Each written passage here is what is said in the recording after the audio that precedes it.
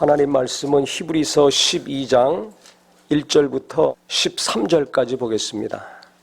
이러므로 우리에게 구름같이 둘러싼 허다한 증인들이 있으니 모든 무거운 것과 오래 내기 쉬운 죄를 벗어버리고 인내로서 우리 앞에 강한 경주를 하며 믿음의 주요 또 온전하게 하시는 이 예수를 바라보자. 그는 그 앞에 있는 기쁨을 위하여 십자가를 참으사 부끄러움을 개의치 아니하시더니 하나님 보좌 우편에 앉으셨느니라. 너희가 피곤하여 낙심하지 않기 위하여 죄인들이 이같이 자기에게 거역한 일에 참으신 일을 생각하라. 너희가 죄와 싸우되 아직 피 흘리기까지는 대항하지 아니하고 또 아들들에게 권하는 것 같이 너희에게 권면하신 말씀도 잊었도다. 일러스되 내 아들아 주의 징계하심을 경히 여기지 말며 그에게 꾸지람을 받을 때에 낙심하지 말라. 주께서 그 사랑하시는 자를 징계하시고 그가 받아들이시는 아들마다 채찍질하심이라 하셨으니 너희가 참음은 징계를 받기 위함이라. 하나님이 아들과 같이 너희를 대우하시나니 어찌 아버지가 징계하지 않는 아들이 있으리요. 징계는 다 받는 것이거늘 너희에게 없으면 사생자요 친아들이 아니니라. 또 우리 육신의 아버지가 우리를 징계하여도 공경하였거든 하물며 모든 영의 아버지께 더욱 복종하며 살려 하지 않겠느냐. 그들은 장치 자기의 뜻대로 우리를 징계하였거니와 오직 하나님은 우리의 유익을 위하여 그의 거룩하심에 참여하게 하시느니라. 무릇 징계가 당시에는 즐거워 보이지 않고 슬퍼 보이나 후에 그로 말미암아 연단받은 자들은 의와 평강의 열매를 맺느니라. 그러므로 피곤한 손과 연약한 무릎을 일으켜 세우고 너희 발을 위하여 곧은 길을 만들어 저는 다리로 하여금 어그러지지 않고 고침을 받게 하라. 아멘. 오늘 세 번째 날인데요. 첫 번째, 두 번째 잘 들으시고 오늘 또 말씀 계속 잘 들으셔서 하나님이 나를 얼마나 사랑하시는가, 우리를 얼마나 사랑하시는가 그 깊이를 깊이 체험하고 깨닫는 우리 모든 성도님들이 되기를 바랍니다. 이 히브리서 12장에 보면 믿음의 주요 온전케 하시는 예수를 바라보자 그랬습니다. 근데 그 앞에 보면 1절에 우리에게 구름같이 둘러싼 허다한 증인들이 있으니 모든 무거운 것과 얽매이기 쉬운 죄를 벗어버리고 인내로서 우리 앞에 당한 경주를 경주하며 그랬습니다. 우리가 이 땅에 태어나서 살면서 예수 믿고 하나님의 도우심을 받지만 인생이 깁니다. 짧은 것 같지만 깁니다. 요즘은 수명이 연장이 돼가지고요. 옛날에는 70 넘으면 오래 사는 거예요. 80 넘으면 대단히 오래 사는 겁니다. 그런데 지금 7, 80은 대부분 사시잖아요. 수명이 갈수록 길어지고 있습니다.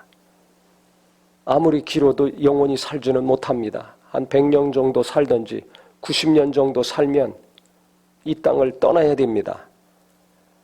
그러니까 이 땅에 그렇게 오랜 기간 사는 것 우리가 계속 살아가야 되는데요. 어떻게 해야 되는가? 좋은 일만 있습니까? 예수 믿고 하나님의 은혜 많이 받았다고 맨날 좋은 일만 있습니까? 그렇지 않습니다. 비가 오고 눈이 오고 하는 것처럼 해가 뜰 때도 있고 비가 쏟아질 때도 있고 눈이 쏟아질 때도 있고 바람이 시원하게 불 때가 있지만 강력하게 불어서 여러 가지 피해를 입을 때도 있습니다. 이게 이 땅의 삶입니다. 그렇기 때문에 무슨 일이 있든지 간에 계속 살아가야 되는데 어떻게 해야 되는가?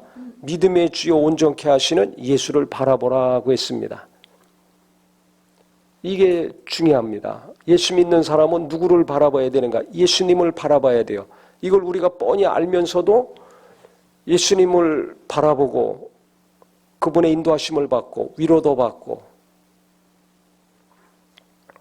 가르침을 받는 것보다 다른 거 쳐다보다가 낙심하고 좌절하고 흔들릴 때가 더 많습니다.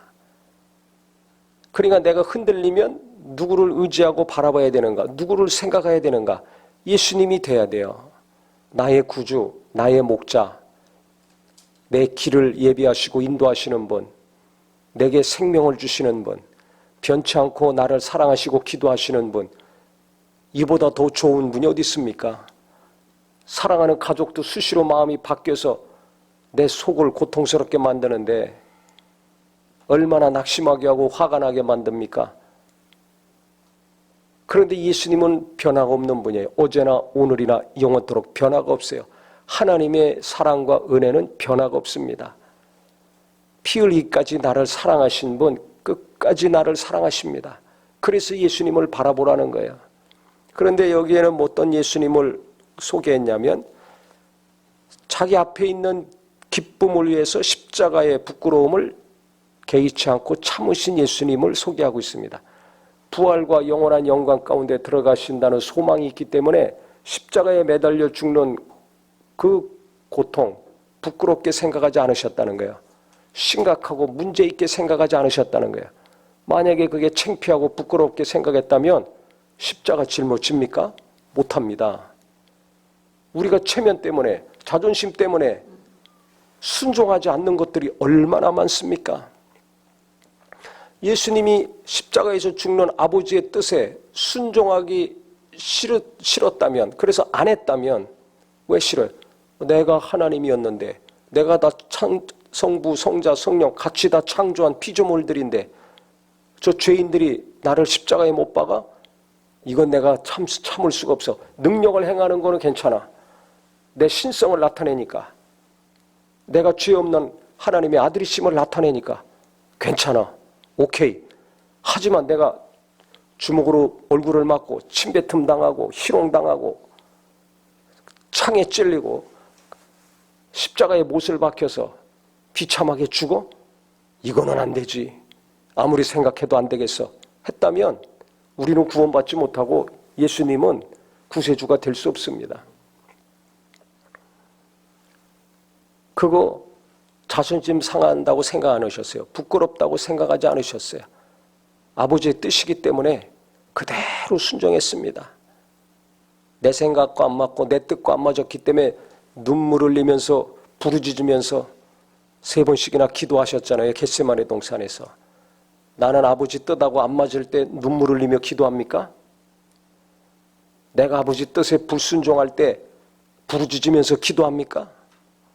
그런 기도는 별로 없어요. 왜? 아버지를 별로 안 사랑하거든. 하나님은 나를 사랑하시는데 나는 하나님 별로 안 사랑해. 그럼 뭘 사랑해요? 대부분이 내가 원하는 것을 사랑해요. 누구나 다 자기가 원하고 바라는 것이 있어요. 그거 이루어져 달라고 간절히 눈물 흘리고 부르짖어 기도는 해도 아버지 뜻에 순종하기 위해서, 불순종했다면 그것이 가슴 아파서 회개하느라고 눈물 흘리든지, 아니면 그 뜻을 알려달라고 눈물 흘리든지, 그 뜻을 순종하게 해달라고 부르짖든지 하는 것은 찾아보기가 어렵습니다. 그러니까 주여 주여 부르지만 나는 하나님을 이용하는 사람, 내가 원하는 것을 이루기 위해서 내 꿈, 내 비전, 내 야망, 내 욕심, 내 탐심을 이 땅에 살면서 이루어서 내 눈이 즐겁고 내 마음이 즐겁고 이 땅의 육체가 평안하고 즐겁게 살려는 그것밖에 없는 거예요. 나를 사랑하는 거지 하나님 사랑하는지 않는 겁니다. 이걸 우리가 잘 좀 분별해야 됩니다. 냉정하고 객관적으로 정확하게 선명하게 이걸 구분할 수 있어야 됩니다. 내가 하나님 사랑하는 것 같습니까? 교회에서도 말이에요. 하나님 일 하면서 목사건 집사건 젊은 사람이건 오래 신앙생활한 분이건 하나님 사랑한다고 하면서 교회를 사랑한다고 하면서 열심히 일하는 사람들이 있어요. 봉사하고 목회하고. 근데 가만히 보면 저 사람이 진짜 하나님을 사랑해서 하는 건지 자기를 사랑해서 하는 건지 이게 시간이 가면 드러납니다. 그걸 볼 수 있어야 돼요. 그걸 못 보니까 나중에 엄청 시험 들었다고 어떻게 이럴 수가 있냐 그러고 원망하고 시험 들어서 거기서 벗어나지 못해. 충격이 그냥 몇 년 가도 거기서 벗어나지 못하는 경우 있어요. 그 분별을 못해서 그래요. 그 사람도 문제지만 나도 문제예요. 뜨거운지 차가운지 더운지 추운지 내가 분별해서 옷을 입잖아요. 마찬가지입니다. 분별을 잘 하셔야 됩니다. 그러려면 예수님이 중심이 돼야 돼요. 내가 중심이 되거나 그 사람이 중심이 되거나 예수 이외에 다른 것이 중심이 되면 분별력을 잃게 됩니다. 분별을 하더라도 분별을 똑바로 못합니다. 희미하게 합니다. 그러니까 내가 예수 그리스도가 내 모든 판단과 기준, 사고의 중심에 있어야 돼요. 하나님 말씀이, 예수님 말씀이 내 모든 가치 판단의 기준이 돼야 됩니다. 말로만 성경으로 돌아가자 아니라 이걸 잘 할 수 있어야 됩니다. 그래서 어제도 말씀드렸죠. 내 신앙의 뿌리, 내 믿음의 뿌리가 어디에 박혀 있어야 된다고요? 예수님의 사랑, 하나님의 사랑에 박혀 있어야 돼요. 거기서 뿌리를 계속 내려야 귀한 열매, 좋은 열매들이 나옵니다. 뿌리를 잘못 내리면 다른 데 박혀 있으면 처음에 좋은 열매 나오는 것 같지만 메말릅니다. 왜? 그것은 진리가 아니기 때문에, 변질되기 때문에 그래요. 그래서 우리가 예수님을 잘 믿고 계속 의지하고 바라보는 거, 이것은 범사에 이루어져야 됩니다. 어느 특별한 때만 이루어질 것이 아니라 일상생활 가운데 범사에 항상 예수님이 기준이 되고 예수님 말씀이 기준이 되고 하는 것이 내 안에서 이루어져야 돼요. 내 머릿속에서 이루어져야 돼요. 이건 내가 노력을 해야 됩니다. 의지를 가지고 노력을 해야 됩니다. 근데 그걸 누가 잘하는가? 예수님의 은혜와 사랑, 하나님의 은혜와 사랑을 깊이 강력하게 체험한 사람이 이걸 할 수가 있어요. 그렇기 때문에 어제 설교가 너무 중요합니다. 어제 말씀. 성령으로 하나님의 은혜와 사랑을 알게 해달라고, 내가 죄인임을 더 깊이 알게 해달라고, 예수님의 대속의 은혜와 사랑이 무엇인지 그 사랑의 깊이와 넓이와 높이를 더 강력히 체험하게 해달라고 집중적으로 기도해야 됩니다. 1순위로 기도해야 됩니다. 그래서 그분의 은혜와 사랑을 알면 항상 예수님이 중심이 돼요. 예수님 말씀이 중심이 돼요. 내가 너에게 이런 모든 말을 생각나리라 한 말씀이 이루어져서 시도 때도 없이 말씀이 생각이 납니다. 그래서 그 말씀대로 살 수밖에 없어요. 그러니까 어려움이 있다 할지라도 그 어려움은 잠깐으로 끝나고 하나님이 도우시는 일이 이루어지는 겁니다. 문제가 막혀서 깜깜한 것 같지만 그것은 잠깐으로 끝나고 그 다음에 길이 열려서 그 길을 알고 복된 길을 갈 수 있는 겁니다. 이게 이 땅의 육체의 삶이에요. 죽는 날까지 살아야 될 거 아니에요. 몇 년을 살든지. 어떻게 살아야 되는가? 예수님을 계속 의지하고 바라보고 깊이 생각하면서 사는 것이 이게 답입니다. 예수님이 열쇠입니다. 이걸 잘 할 수 있어야 됩니다. 그래서 예수를 만난 체험이 강력하고 깊어야 되는 거예요.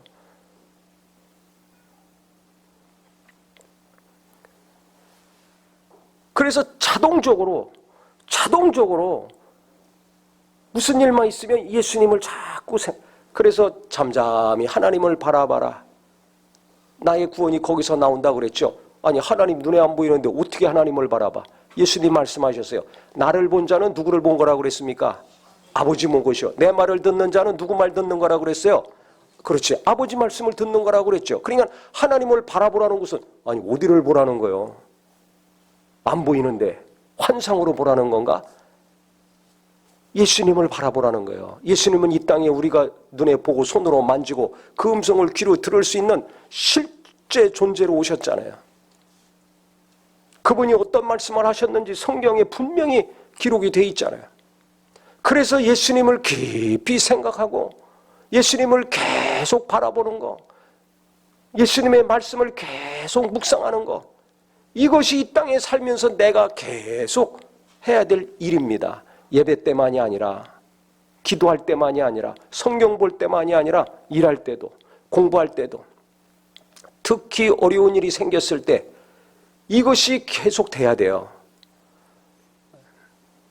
그래서 우리가 자, 3절 그 다음 보세요. 너희가 피곤하여 낙심하지 않기 위하여 죄인들이 같이 자기에게 거역한 일을 참으신 일을 생각하라. 예수님이 승질내지 않고 화내지 않고 낙심해서 나 이거 도무지 못하겠어 못 빼고 십자가에서 내려와서 로마 병사들 다 단번에 그냥 멸절시킨 것이 아니라 낙심하지 않고 그대로 순종을 하셨습니다. 인내하셨습니다. 그렇게 인내하신 예수님을 생각하라 이거예요. 어떻게 인내했어요? 왜 부끄럽게 생각하지 않으셨어요? 소망이 있기 때문에. 소망이 있기 때문에. 이 땅에서의 소망이 아니라 하늘나라 가서 영원히 영광받고 보좌에 앉고 자기를 믿는 자들이 구원받아 그 나라에서 같이 영원히 함께한다는 소망이 있기 때문에 참고 견디고 부끄러워하지 않으셨다는 겁니다. 그렇기 때문에 우리가 이 땅에서 죄와 싸우되 피 흘리기까지 하라 라고 하면서 그 다음에 잠언의 말씀을 인용해서 계속 설명을 합니다. 잠언에 어떤 말씀이 있냐면 3장 11절 12절에 내 아들아 주의 징계하심을 경히 여기지 말며 그에게 꾸지람 받을 때 낙심하지 말라. 아버지한테 야단 만난 아들이 얼마나 낙심이 되겠어요. 주께서 그 사랑하는 자를 징계하시고 그가 받아들이시는 아들마다 채찍질하심이라 그랬어요. 아버지가 아들 야단치고 훈계하고 교육할 때는 누구 잘 되라고 하는 겁니까? 아들 잘 되라고 하는 거죠. 잘하면 칭찬합니다. 인정해 줍니다.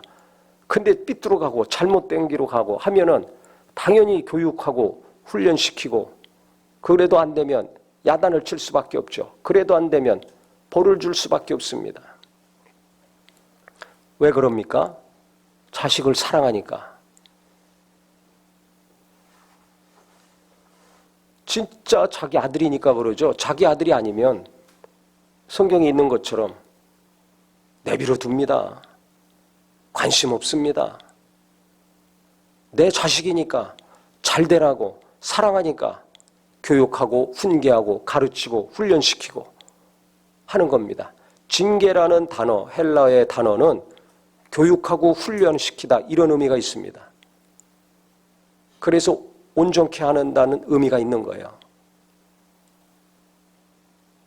그렇기 때문에 우리가 이 땅의 육체의 삶을 살면서 죄와 싸우되 피 흘리기까지 해야 되는데 죄와 싸울 때도 있지만 다른 것과 씨름할 때도 있잖아요. 또 하나님이 은혜도 주시고 좋은 일이 일어날 때도 있지만 반대의 일들이 일어날 때가 있습니다. 그러면 무슨 일이 생기는가? 아, 내게 왜 이런 어려움이 생기는가?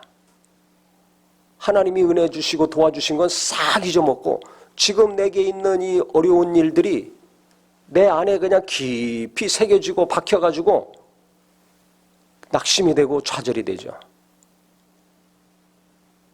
그러면 아니 하나님은 나를 사랑하신다면서 왜 이거 빨리 해결이 안 돼? 또는 아니 하나님이 날 사랑하시고 복을 주신다면서 왜 이런 일이 내게 일어나? 이렇게 생각이 들 수밖에 없습니다. 그러면 어떻게 돼요? 시험 들죠. 원망스러워요. 이런 하나님이 무슨 사랑의 하나님이야. 나를 안 도와주시는데 내가 기도도 했는데 헌금도 했는데 예배도 했는데 왜 이게 빨리 안 끝나? 왜 이렇게 오래 나를 괴롭혀? 어떤 경우는 죽는 날까지 해결이 안 될 것 같아. 얼마나 낙심이 됩니까? 그런데 성경 잘 보세요. 10절에 보면 19절부터 볼까요? 우리 육신의 아버지가 우리를 징계해도 공경하였거든 하물며 모든 영의 아버지께 더욱 복종하며 살려하지 않겠느냐. 그들은 잠시 자기의 뜻대로 우리를 징계하였거니와 오직 하나님은 우리의 유익을 위하여 그의 거룩하심에 참여하게 하시느니라 그랬습니다. 하나님이 우리를 훈련시키시고 교육시키시고 징계하시고 징계받는 것은 야단맞는 것은 싫지요. 근데 그런 것들을 하나님께서 하시고 허락하시는 이유는 뭐냐? 우리에게 유익을 주시기 위함이라 그랬습니다. 나 잘 되라고 그것을 하신다는 거예요. 자식 잘 되라고 부모가 훈계하고 교육하고 체벌을 하듯이 우리 잘 되라고 하나님이 하시는 것이라는 겁니다. 우리의 유익을 위하여 그의 거룩하심에 참여하게 하신다 그랬어요. 결과는 하나님이 우리를 훈련시키시고 훈계하시고 징계하시고 어떤 경우는 성경에 보면 채찍질이라고 나와 있죠. 매를 들어서까지 다스리시는 이유는 하나님의 거룩하심에 참여케 하시는 것이 목적입니다. 그럼 이걸 거꾸로 생각한다면 뭐예요? 내 안에 있는 죄성을 제거해 주신다는 겁니다. 내 안에 있는 내가 알기도 하고 모르기도 한 내 악, 내 교만, 내 불순종, 내 안에 있는 더러운 것들 하나님이 없애주시는 과정이라는 겁니다.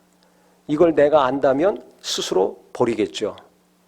내가 모르기 때문에 그대로 그 죄를, 악을 가지고 사는 겁니다. 그래서 제가 거듭거듭 많이 말씀드렸지만 고난이 닥쳤을 때, 어려움이 닥쳤을 때 뭘 해야 된다고 그랬습니까? 깨달아야 된다고 그랬죠. 뭐가 깨달아져야 돼요? 아, 하나님이 나 이제 안 사랑하시는구나. 이게 아니에요. 아, 하나님이 나 버리셨구나. 아니에요. 아, 저 사람의 기도는 들어주셔도 내 기도는 안 들어주시는구나. 이게 아니에요. 내 안에 있는 악이 생각이 나야 돼요. 내 안에 있는 교만이 생각이 나야 돼요. 내 안에 있었던 불순종이 깨달아져야 돼요. 내가 버려야 되는지 뻔히 알면서 아직도 움켜잡고 있는 그 더러운 것이 무엇인지를 고난이 닥쳤을 때, 어려움이 생겼을 때 번쩍 깨달아져야 됩니다. 만약에 어려운 일이 생겼을 때 못 깨달아진다면 말씀을 보고 들을 때 깨닫던지 기도할 때 깨닫는 은혜가 있기를 바랍니다. 그래도 안 된다면 상담하면서 성도들과의 교제 가운데 깨닫는 은혜가 있어야 됩니다. 이게 중요한 거예요. 우리는 고난이 닥치면, 어려운 일이 생기면 계속 그것 때문에 힘들어합니다. 그렇게 제가 설교를 많이 했는데도 그 고난 가운데 하나님의 분명한 뜻이 있는데, 무슨 뜻이에요? 우리가 오늘도 성경에 분명히 정확하게 말씀하고 있잖아요. 내가 거룩해질 수 있도록, 하나님의 거룩함에 참여할 수 있도록 해주시려고 그렇게 하셨다는 겁니다.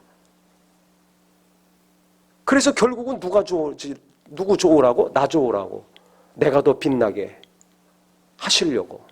하늘나라 가서 후회할 것이 없고 이 땅에서도 후회하지 않는 삶을 살게 하시려고 하신다는 겁니다. 그래서 그 밑에 보세요. 11절에 무릇 징계가 당시에는 즐거워 보이지 않고 슬퍼 보이나 너무 힘들죠. 괴롭고. 그러나 후에 그로 말미암아 연단받은 자들은, 깨닫고 돌이킨 자들은 의와 평강의 열매를 맺느니라 그랬습니다. 할렐루야. 이게 진짜 맞는 말씀입니다. 이거는 연단받아서 많은 고난과 어려움을 겪고 왜 이 고난이 내게 닥쳤는가, 왜 이 어려움이 지금 내게 닥쳤는가를 깨닫고, 아, 하나님이 나를 거룩하게 하시려고, 온전케 하시려고 이 어려움을 허락하셨구나. 그래서 돌이킨 사람들, 교만을 버리고 불순종을 버리고 악을 버리고 정욕을 버리고 욕심을 버리고, 그래서 마음이 깨끗해진 사람들 버렸으니까, 깨끗해졌으니까 마음이 어떻게 됩니까? 평안해지는 거예요. 문제가 해결돼서 평안해지는 게 아닙니다. 착각하지 마세요. 그러니까 문제 생기면 계속 괴로운 거예요. 문제가 중심이 아니에요. 하나님은 나를 깨끗게 하시고 온전케 하시는 게 목적입니다. 그래서 내가 그것을 깨닫고 버리는 순간에, 거기서 돌이키는 순간에 내 마음이 평안해지는 겁니다. 그 다음에 어그러지고 삐뚤어진 것들이 그 다음에 바로 되는 거예요. 평강이 찾아온 다음에 문제가 해결이 되는 겁니다. 내가 기도하는 응답이 이루어지는 겁니다. 그렇게 변화되기를 원했던 남편이 바뀌고 자식이 바뀌고 아내가 바뀌고 부모가 바뀌고 형이 바뀌고 동생이 바뀌는 겁니다. 근데 우리는 바뀌는 거 원하잖아요. 변화시켜 주시옵소서 기도하잖아요. 수십 년 기도했는데도 안 바뀌죠. 왜 그런 줄 아세요? 하나님은 나를 보시는 거예요. 자, 생각해 보세요. 예수님이 우리를 만나주셨습니다. 내가 예수님 만나서 구원받고 하나님의 자녀가 됐습니다. 계속 은혜를 받아서 변화되는 삶을 살았습니다. 그러면 처음이나 나중이나 예수님께서 내게 어떻게 오셨습니까? 고압적인 자세로. 너는 죄인이야, 나는 의인인데. 무시하는 마음으로 높은 데서 나를 내려보시면서 오셨습니까? 아니잖아요. 우리가 알듯이 예수님은 가장 높은 곳에서 나보다 더 낮은 곳까지 내려오셔서 나를 섬기셨습니다. 인자가 온 곳은 섬기려 하고 자기 목숨을 대속 물려주려 하심이라 그랬죠. 섬김을 받으려고 오지 않았어요. 우리에게 섬기라고 요구하지도 않았어요. 아무 말씀 없이 스스로 낮춰서 나를 섬겨주셨습니다. 어떻게 섬겼어요?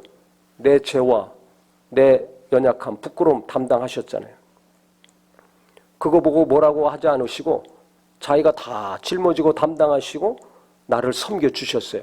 그래서 내가 구원받은 거 아닙니까? 그 은혜가 너무나 커서 눈물 흘리고 헌신하고 봉사하고 희생하는 거 아닙니까? 일평생 하나님을 하려고 노력하는 거 아닙니까? 지금도 주님은 나를 섬기고 계세요. 이겁니다. 그래서 너희들도 서로 섬기라고 하잖아요. 누군가를 섬기고 누군가를 존중하고 예수님이 하신 것처럼 나를 낮추고 높이고 나갈 때 그 사람이 바뀝니다. 만약에 예수님이 높은 곳에서 나를 정죄하고 비난하고 무시하고 억압하면서 다가오셨다면 내가 마음을 열고 주님을 영접하고 그렇게 눈물 콧물 흘리며 은혜 받았겠어요?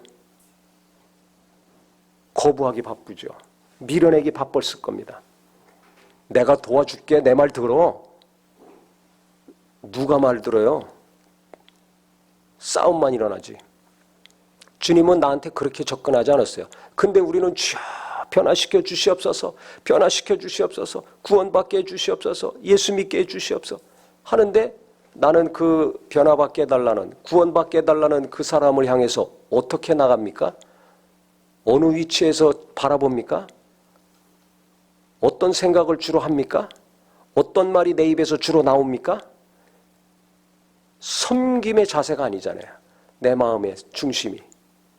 벌써 속에서 무시하는 생각과 마음이 가득 차 있잖아요.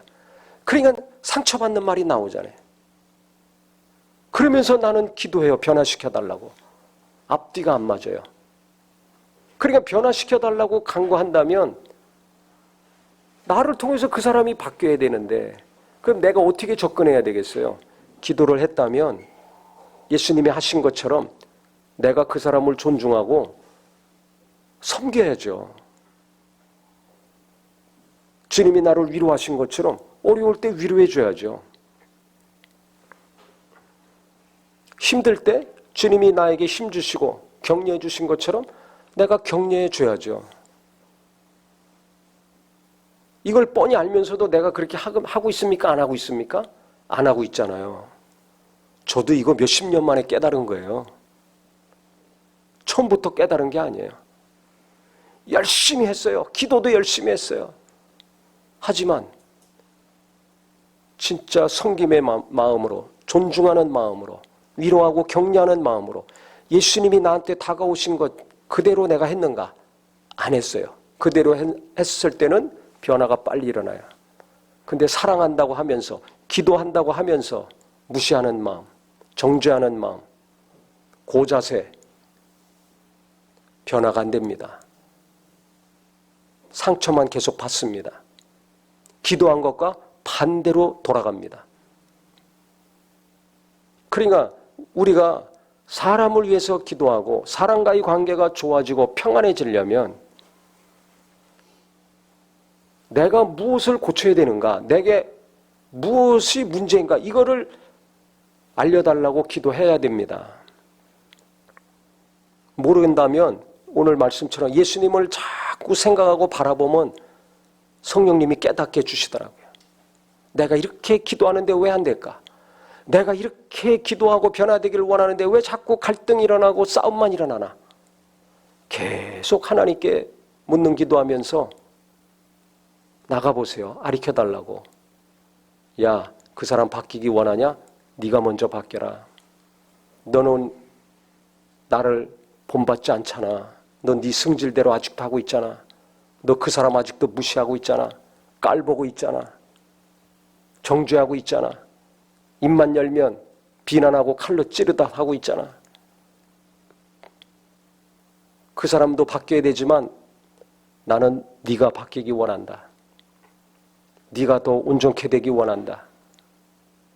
하나님의 뜻은 그겁니다. 네가 바뀌면 그 사람 바뀌어. 그 부모들이 바뀌니까 자식들이 바뀌지 않습니까? 남편이 바뀌니까 아내가 바뀌고 아내가 바뀌니까 남편이 바뀌지 않습니까? 내가 바뀌어야 내 주변 사람들이 변화되는 일이 일어납니다. 예수님이 높은 데 계실 때는 우리에게 구원이 없어요. 생명이 없어요. 예수님이 가장 낮은 곳 십자가까지 내려가셔서 우리를 섬기셨기 때문에 우리에게 구원받고 기쁨이 있고 감사가 있고 위로가 있는 겁니다. 깊이 깨닫는 예수님의 사람 되기를 주의 이름으로 축원합니다. 그래서 가족들이 변화되고 나와 함께하는 사람들이 변화되고 내가 섬기는 사람들이 변화되기 원한다면 예수님을 좀 깊이 생각해야 돼요. 계속 생각해야 돼요. 교회에서도 마찬가지예요. 목사가 교인들을 섬기려는 마음으로 해야지 교인들이 은혜 받고 목사가 시험 안 듭니다. 섬기려는 마음이 없이 열심히 하잖아요. 100% 시험 듭니다. 왜 시험 들어요? 내가 이렇게 열심히 했는데 왜 안 바뀌지? 내가 이렇게 죽도록 하는데 왜 안 알아주지? 누구나 보상 심리가 있거든요. 교인들도 그래요. 봉사하다가 그만두는 경우 왜 그런 줄 아세요?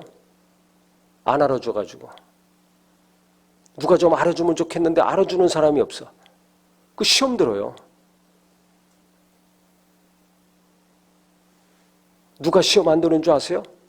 무슨 일을 하든지 어디서 어떤 봉사와 헌신을 하든지 섬기려는 마음으로 계속 주님이 내게 섬기셔서 은혜를 베푸시고 구원을 이루어 주셨으니까 내가 이 봉사로 섬겨야 되겠다. 물질로 섬겨야 되겠다. 청소로 섬겨야 되겠다. 기도로 섬겨야 되겠다. 가르치는 것으로 섬겨야 되겠다.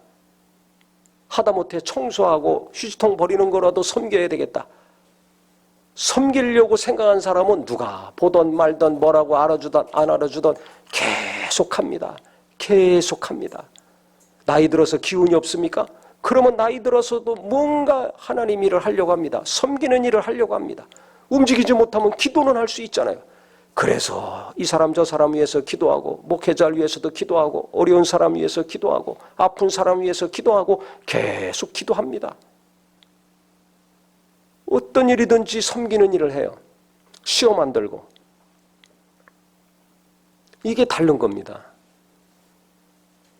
그래서 예수 믿는 사람은 예수 믿고 은혜 받은 순간부터 누군가를 섬겨야 되겠다. 이 정신이 있어야 돼요.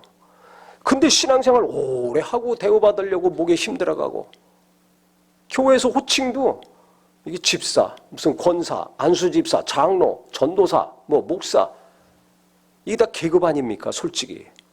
그래서 집사 임명도 안 했잖아요. 장로 권사도 안 하려고 그랬는데 이전에 다들 임명 받아가지고 집사님이라 그러고 장로님이라 그러고 권사님이라고 하니까 목사가 아무리 안 하려고 그래도 이미 교인들은 그렇게 부르니까 할 수밖에 없어요. 또 다 교인들이 교회들이 다 그렇게 하니까. 근데 솔직히 얘기하면 그게 다 계급 아닙니까? 하나님 볼 때는 다 똑같은 자녀인데 형제고 자매인데 왜 호칭이 그렇게 복잡하고 많아요? 장로도요. 종류가 몇 가지인 줄 아세요? 은퇴장로, 협동장로, 시무장로, 명예장로 몇 가지인지 몰라요. 정신없어요. 세상의 계급같이 교회 안에도 계급이 생겨요. 그렇게 열심히 하다 장로 되면 열심히 하네. 그 어떤 목사님이 미국 가가지고 작은 교회부터 큰 교회까지 부흥회를 하다 왔는데 가면 할수록 너무 설교가 싸납고 거칠어지고 막 혈기가 난다는 거야. 그래서 아주 자기가 너무 괴로웠다는 겁니다. 너무 괴로웠다는 거야. 그 내용은 뭐예요? 다 목사 장로 까는 얘기. 왜 집사 때는 그렇게 열심히 해서 했는데 장로 되니까 교만해가지고 겸손하지도 않고 순종도 않고 청소도 안 하고 봉사도 안 하고 목에 힘만 주고 대우만 받으려고 하나 간섭만 하고 목사 괴롭히고. 그게 너무 뻔하니까 막 너무 혈기가 나서 자기가 너무 괴로웠다는 거예요. 그래서 그 다음 보니까 기독교 신문에 그 지역에 기사가 나온 거야. 목사가 와가지고 그렇게 설교했는데 무슨 일이 벌어졌는가. 자기는 너무 괴로웠는데 그 설교 듣고 그 교회 장로 권사님들이 찔림받고 회개하고 뒤집어졌다는 기사예요. 그 은혜 받고 회개했으니까 괜찮지만 다 그랬겠어요? 제가 생각할 때는 시험 들고 상처받고 씩씩거린 장로 권사님들 있었을까요? 없었을까요? 대놓고 까는데 상처 안 받았겠어요? 그러니까 똑같이 하나님 말씀을 듣더라도 회개하고 돌이켜서 첫사랑을 회복하는 사람들이 있고 더 시험 들어가지고 교만해가지고 강파감을 풀지 않는 장로 권사도 있습니다. 그러니까 섬기려는 마음이 없으면 죽는 날까지 예수님을 계속 생각하고 바라보면서 주님이 우리를 섬기신 것처럼 계속 섬기려는 마음이 없으면 언젠가는 타락하고 변질됩니다. 시험 듭니다. 자기가 변화돼서 거룩해지고 평강의 열매를 맺고 온전케 될 수 있는 기회인데 도리어 더 큰 시험을 들어가지고 더 교만해지고 더 뻣뻣해질 거 아닙니까? 그러면 그 사람 속에 무슨 평안이 있어요? 무슨 의로움이 나타나요? 무슨 의의 열매, 평안의 열매가 나타나요? 그런 장로 권사를 통해서 어떤 교인들이 은혜를 받겠어요? 시험 만들지. 그래서 요새 젊은 사람들은 장로 시킨다 그러면 도망가고 교회 안 나온다고 합니다. 또 은혜 받는 분들보다 시험 들게 하는 분들이 많으니까. 또 장로나 권사 되면 뭔가 헌금도 많이 해야 되고 중요한 일도 다 해야 되고 희생하고 헌신해야 될 것이 많거든요. 그러니까 요새 30, 40대 젊은 사람들은 장로하라 그러면 도망간대요. 교회 안 나온다고 그런대요. 부담돼가지고. 그것도 문제지만 계속해서 섬기려고 해야 은혜가 넘칩니다. 꾸준히 죽는 날까지 봉사하고 희생하고 헌신하고 귀한 열매를 맺는 삶을 살 수가 있습니다. 그러니까 하나님께서는 이 징계하시는 거, 채찍을 가하시는 거, 계속 훈계하시는 거, 책망하시는 거, 그걸 목사를 통해서 할 수 있고 집사를 통해서 할 수도 있고 자식을 통해서 하실 수도 있고 부모 통해서 하실 수도 있어요. 아니면 어떤 일을 통해서 하실 수도 있어요. 근데 이 일들은 다 내게 쓰디 쓴 거예요. 가슴이 쓰라리고 육체가 쓰라리고 생각도 아주 고통이 심합니다. 그래서 이것 때문에 더 시험 들거나 그거하고 계속 씨름하면서 버티거나 거기서 주저앉아서 낙심해가지고 피곤하게 살지 말고 어떻게 하라는 겁니까? 하나님이 나를 거룩하게 하시고 깨끗하게 하시고 온전케 하시려고 허락하셨다는 것을 알으라는 겁니다. 나를 좋게 하려고, 더 빛나게 하려고, 더 깨끗하게 하려고, 더 예수님을 닮게 하시려고 하시는 일이라는 것을 알으라는 것입니다. 제가요, 이해를 돕기 위해서 간증 좀 할게요. 제가 얼마 전에도 2주 동안 너무 아파가지고 너무 통증이 심해서 진짜 옴짝달싹 못하고 24시간 누워 있었어요. 거의 한 3주 동안. 그러니까 하루하루 조금씩 나서가지고 회복이 됐는데요. 그때도 완전 세상과 단절이 돼 있던 시간이죠. 세상이 어떻게 가는지 모르고 통증 가운데 있었으니까, 고통 가운데 있었으니까. 근데 그때 하나님이 깨닫게 하신 것이 있어요. 뭔가 주신 것이 있어요. 지금 얘기하기는 좀 곤란한데요. 그래서 이렇게 몸이 아픈데, 이건 시간이 조금씩 가면서 조금 회복이 됐지만, 진짜 몸이 아픈데 병원에 갈 수 없는 사람들, 약도 못 먹는 사람들은 얼마나 고통스러울까 갑자기 생각이 나는 거예요. 우리는 병원에 가면 되잖아요. 그래서 수술을 하든 치료를 받든 뭐 약을 먹든지, 집만 나가면 병원이 여기저기 많잖아요. 골라서 다니잖아요. 근데 지구상에 아프면 약 하나도 제대로 못 먹어서 죽는 사람들이 허다합니다. 그 사람들이 생각나는 거예요. 그래서 내가 어떤 일을 해야 되겠다. 하나님이 주신 것이 있었습니다. 또 하나는, 제가 가끔 이런 다른 어떤 것보다 이제 육체적으로 고난 받을 때가 많아요. 그러면 그때마다 아프니까 어떻게 돼요? 힘이 빠지잖아요. 근데 또 아파. 그럼 힘이 더 빠져. 나이를 들어가면서 아파. 그러면 어떻게 돼요? 힘 빠지는 게 가속도가 붙어요. 계속 힘이 빠져. 육체에만 힘 빠집니까? 그것이 아니라 마음에서 힘이 빠져요. 힘이 쫙쫙 빠져. 그래서 의욕이 상실되고 낙심이 돼서 좌절된다는 것이 아니라, 낙심이 되고 좌절되는 것도 있는데요. 그것과 함께 뭐가 빠지냐면, 제가 몰랐었는데 제 안에 있는 독한 도끼들이 빠져나가더라고요.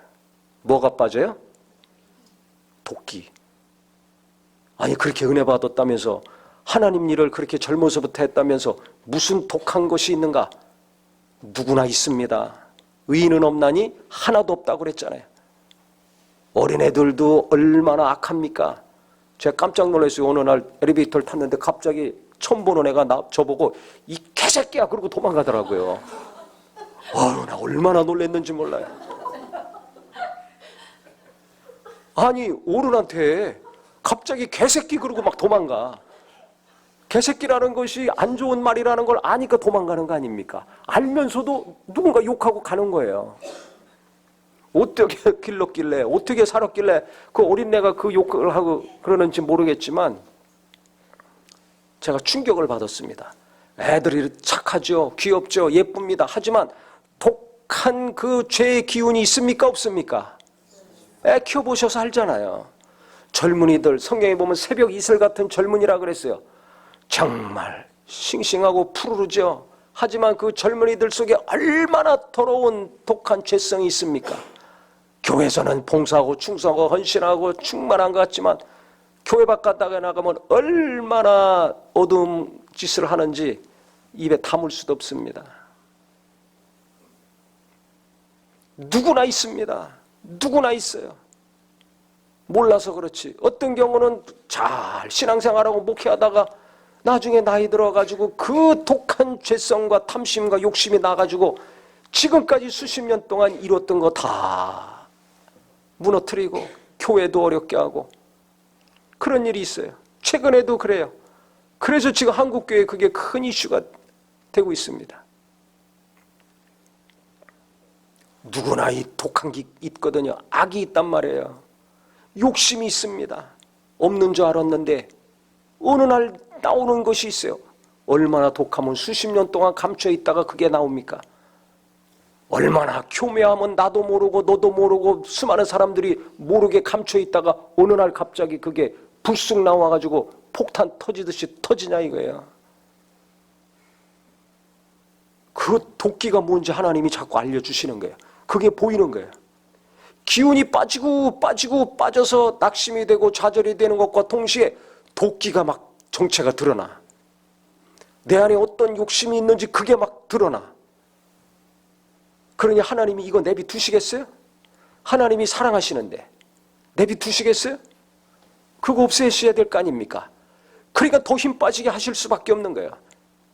보였으면 알아서 버려야 되는데 얼마나 독한지 이게 떠나질 않더라고요. 없어지질 않아요.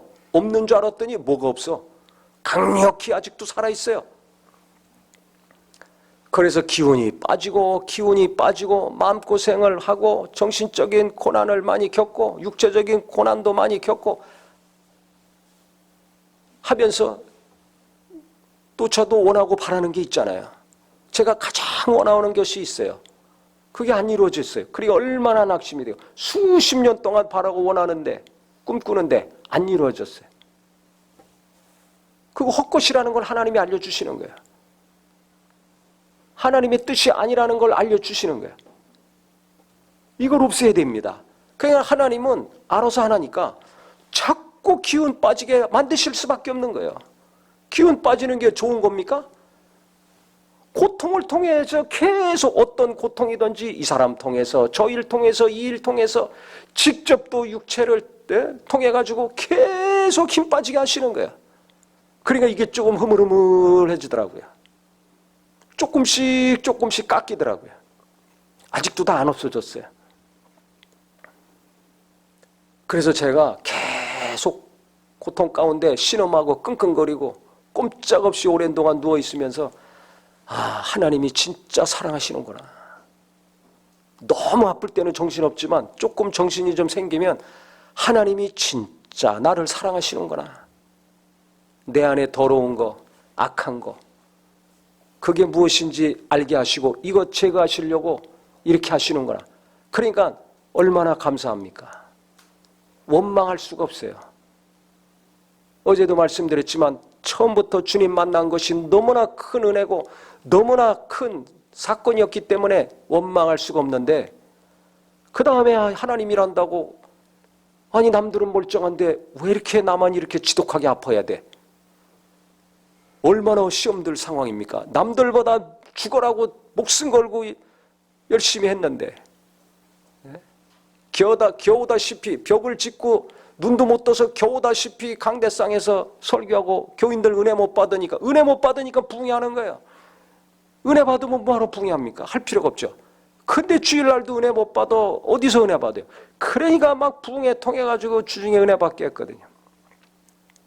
근데 왜 이렇게 아파야 됩니까? 왜 이렇게 내가 고생해야 됩니까? 왜 가족들이 이렇게 고생해야 됩니까? 다 이유가 있어요. 그 여러 가지 어려움을 통해 가지고 결국은 뭐냐? 성경이 있는 것처럼 주님의 거룩함에 참여하게 됐어요. 처음에는 10%, 20%였는데 30%, 40%였는데 그 다음에는 50%, 60% 참여하게 되더라고요.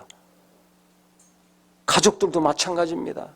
많은 시련과 어려움이 있지만 그 어려움 가운데 주님을 의지하고 주님을 놓지 않고 계속 가까이 있을 때 깨닫고 돌이키고 순종하게 되고, 그러면서 주님의 거룩하심에 참여하게 되는 거죠. 그러니까 내게 있는 더러움, 악함, 그 지독한 죄성이 빠져나가는 만큼 뭐가 이루어져요? 우리에게는 주님의 거룩하심이 이루어집니다. 그 거룩하심이 이루어진 만큼 평안이 늘어납니다. 삐뚤어진 것이 바로 되고 거꾸로 된 것이 온전케 되는 거예요. 자꾸 온전한 사람, 온전한 인격, 온전한 믿음이 되는 겁니다. 그러면 어떻게 됩니까? 12절, 13절 보세요. 의와 평강의 열매를 맺으면서 살게 되니까 어떻게 되는가? 그러므로 피곤한 손과 연약한 무릎을 일으켜 세우라 그랬죠. 시험 들어 있으면 게을러지고 피곤해가지고 일 못합니다. 시험 들어보셔서 알잖아요. 교회 나가기도 싫고 기도하기도 싫죠. 학교 가기도 싫고 출근하기도 싫습니다. 그렇게 보고 싶고 이뻤던 사람 꼴 보기도 싫어요. 시험 들면 미워 아예.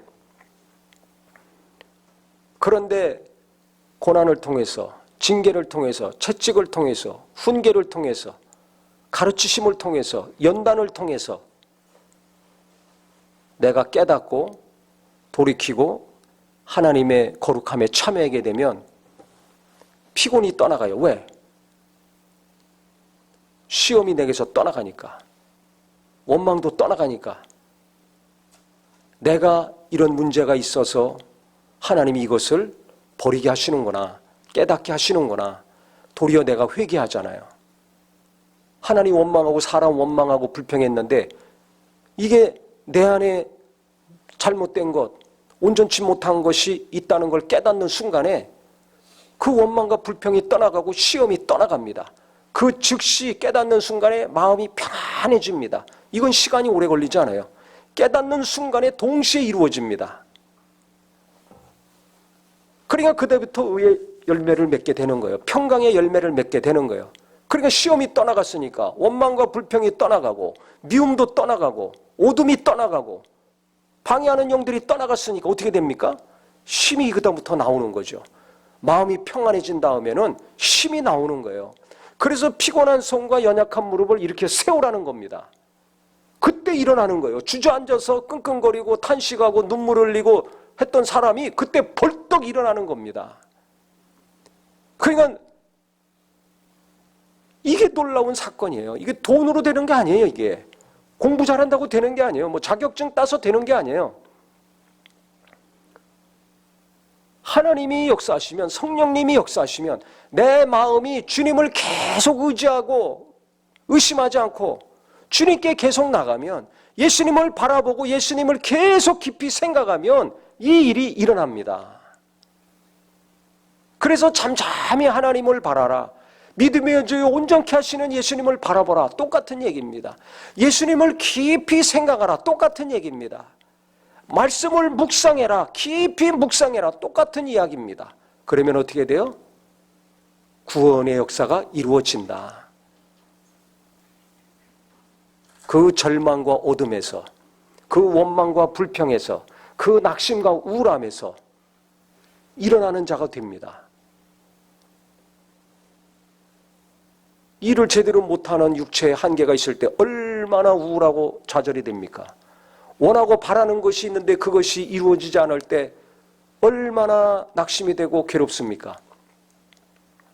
내가 원하는 것만 생각하면, 현실만 생각하면 우울해져요. 힘 빠져요. 근데 계속 힘이 빠져보니까 보이더라고요. 왜 이것을 하나님이 허락해 주셨는지. 그것을 깨달았을 때, 그것이 보였을 때 결국은 정신 차리게 되고 무엇을 놔야 되는지, 무엇을 붙들어야 되는지 알고 그 다음에 힘이 나오는 거예요. 아, 어떻게 일해야 되겠구나, 어떻게 생각해야 되겠구나, 힘이 나오는 거예요. 그러니까 누워있던 사람이 일어나가지고 부흥하는 겁니다. 힘이 나오는 거예요. 또 새로운 일을 하는 거예요. 또 섬기러 가는 거예요. 교회로 가고 성도들이 있는 곳으로 가고 선교사들도 만나고 연락도 하고 계속 하는 겁니다. 뭐가 잘 돼서 하는 것이 아니에요. 하나님이 여기 성경에 있는 것처럼 피곤한 손과 연약한 무릎을 일으켜 세우게 해주셨어요. 언제? 내가 버려야 될 것을 알았을 때, 내 안에 지독하게 자리 잡고 있는 하나님으로 말미암지 않은 것이 무엇인지를 정확히 분명히 힘이 빠질 때마다 하나님이 알려주셨을 때, 그때 그것을 버리려는 마음이 갈수록 강해지고 거룩하게 살려는 마음, 진짜 하나님이 원하시는 대로 하나님 뜻대로 살려는 마음이 더 커졌을 때 손과 발이 힘이 생기고 마음과 생각에도 힘이 생기고, 그래서 13절에 뭐라고 그랬어요? 너희 발을 위하여 곧은 길을 만들어 저는 다리로 하여금 어그러지지 않고 고침을 받게 하라 그랬어요.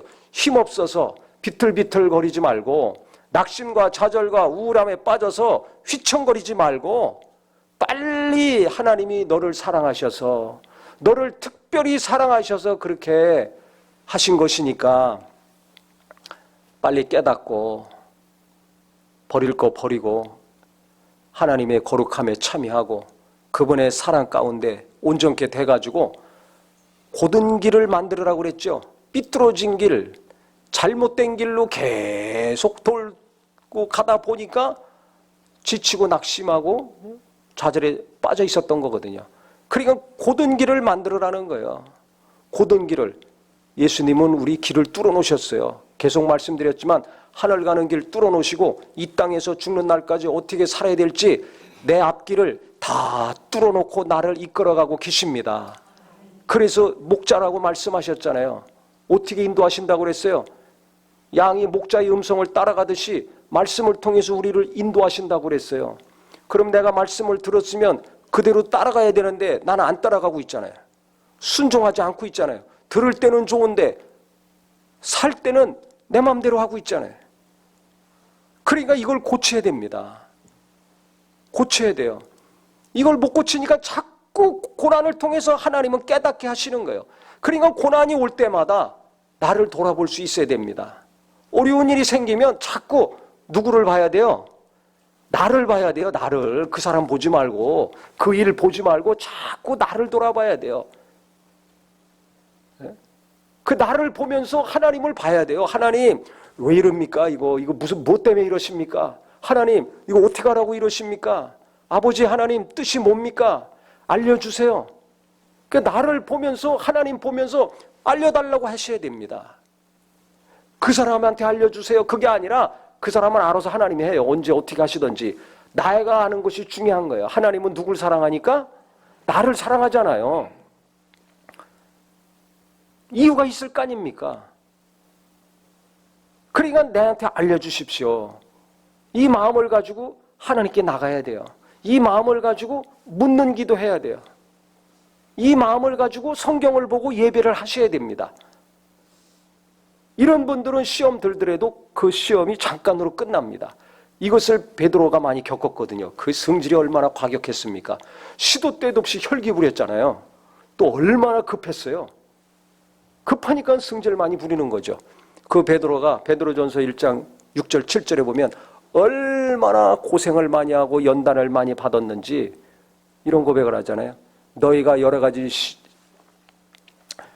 시험을 받아 고난을 겪어서 어려울 수밖에 없지만 오히려 크게 기뻐할 것이다. 왜 그러냐면 이 믿음의 시련은 불로 연단하여도 없어질 금보다 더 귀해서 너희가 나중에 주님 만날 때 칭찬과 영광과 존귀를 얻게 하려 함이라고 고백을 했습니다. 그건 겪은 사람만이 할 수 있는 얘기예요. 머릿속에서 나오는 게 아닙니다. 자기가 펄떡거리고 많이 뛰어다녔는데 많은 고난과 연단을 받고 깨달은 겁니다. 아, 이것이 오래가지 않아. 이건 잠깐으로 끝나는 거야. 내가 깨닫고 돌이킬 때 하나님의 사랑을 의심하지 않고 하나님이 뭔가 이유가 있어서 이걸 내게 허락하셨을 거다. 근데 그것이 무엇인지, 뭐 때문인지 이것을 깨달았을 때 고통은 잠깐으로 끝나고 그 다음에 기쁨이 왔다는 거 아닙니까? 마음이 평안해지고 감사가 넘쳤다는 거 아닙니까? 이걸 통해서 그가 뭐라는 거예요? 히브리서에 나온 거 있는 것처럼 아, 내게 있는 못된 성품이 빠져나갔구나. 혈기가 빠져나갔구나. 승질내는 게 빠져나갔구나. 조급한 것이 빠져나갔구나.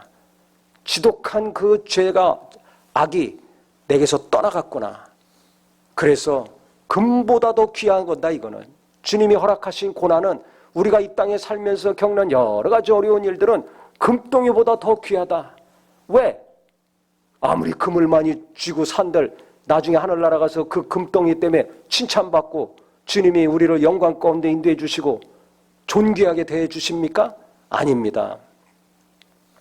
내가 거룩해져야지. 내 심령이 깨끗해져야지 칭찬받고 영광 가운데 존귀 여김을 받을 거 아닙니까? 성경은 이것을 거듭거듭 말하고 있습니다. 그래서 제대로 사는 사람이 누구냐? 이 땅에서 예수 믿고 죽는 날까지 제대로 신앙생활한 사람은 누구냐? 평안하게 잘 먹고 잘 산 사람이 아니라 많은 시련과 연단을 통해서 거룩하게 된 사람, 고난을 통해서 겸손해지고 섬김의 삶을 살고 온유해지고 깨끗해진 사람, 예수님을 닮아간 사람, 점도 흠도 없이 책망할 것이 없이 주님을 닮은 사람, 이 사람입니다. 예수님을 사모하고 사랑하는 저와 우리 모두가 되기를 바랍니다.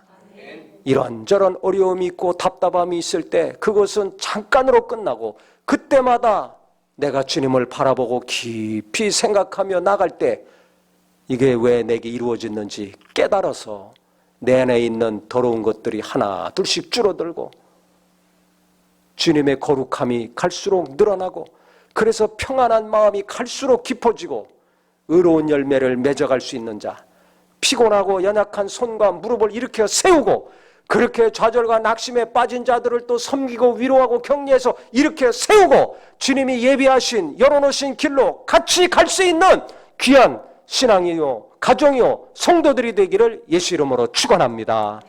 예수 이름으로 축원합니다. 기도하겠습니다.